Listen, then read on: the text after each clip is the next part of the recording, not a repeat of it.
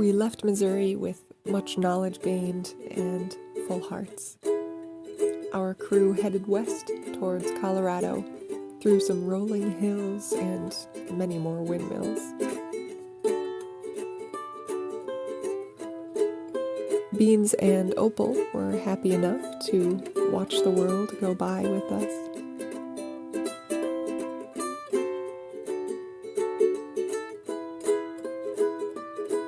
The landscape slowly became less and less flat.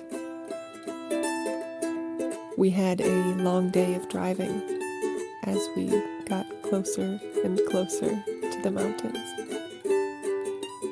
We picked up keys from Rose's Aunt Julie and went over to their grandpa's house in Boulder, Colorado, at the base of the Flatirons of the Rocky Mountains. We were excited to hike up the trail near the house. So was Opal. We had a great view of the city. Beans enjoyed lounging in the sunshine, and we were so grateful to have a relaxing space. We woke up one morning to a great blanket of snow. Opal was able to run and roll in her favorite thing.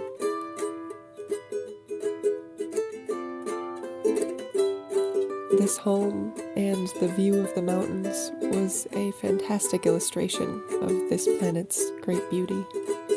Ro was so excited about it all that they made an apple pie. Yum. After the snow had melted a bit, we began traveling south towards New Mexico.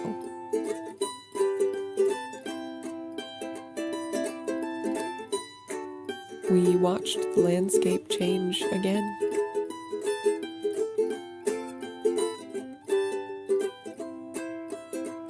We soon came upon the Rio Grande.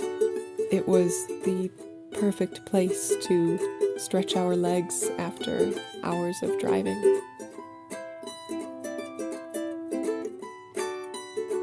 The desert landscape was so different from what we were used to in Minnesota.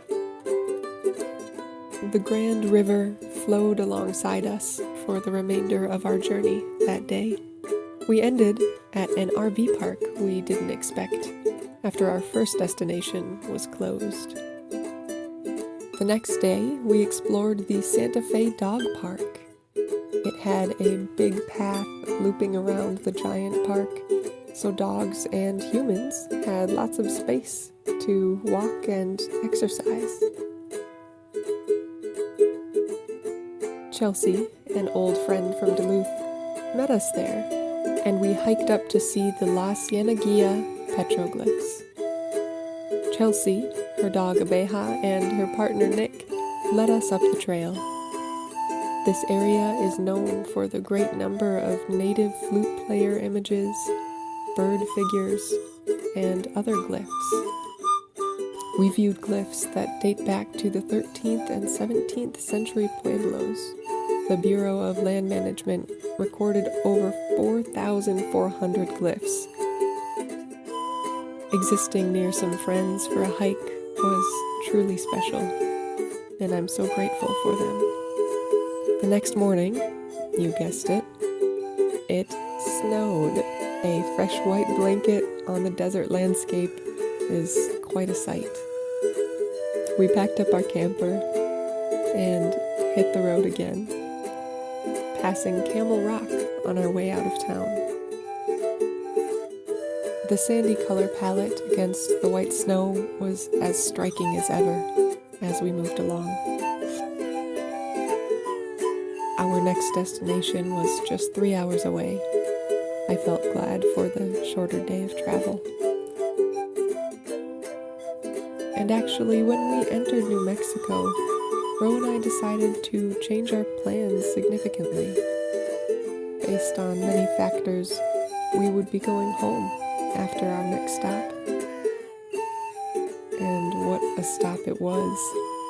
The Valley of Fires in Carrizozo, New Mexico was breathtaking. More on our final stop and journey home next time.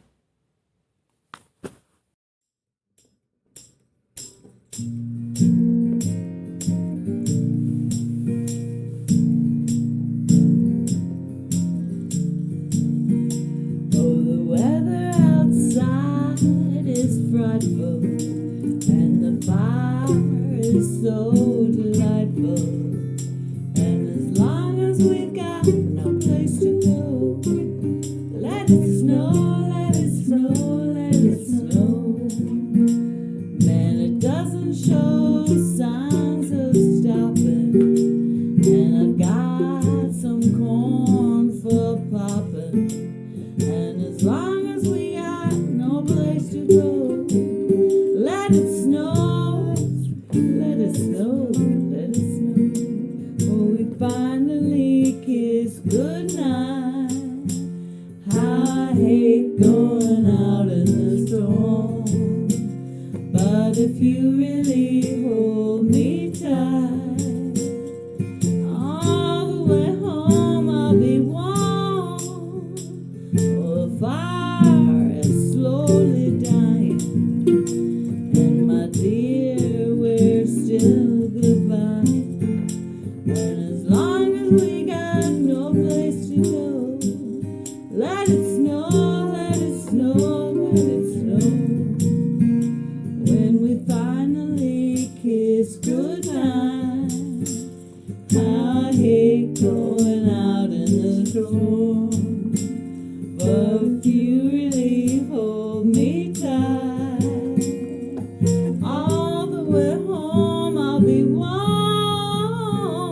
Oh, the fire is slowly dying, and my dear, we're still goodbye. And as long as there's no place to go, let it snow, let it snow, let it snow.